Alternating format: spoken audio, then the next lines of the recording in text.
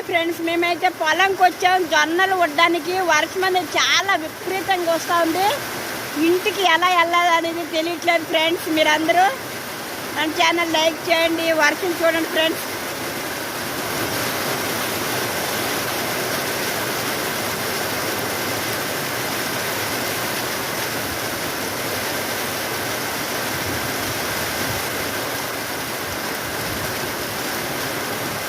మా ఊర్లో చాలా పెద్ద వర్షం పడుతుంది. నేను పొలానికి వచ్చాను అనమాట.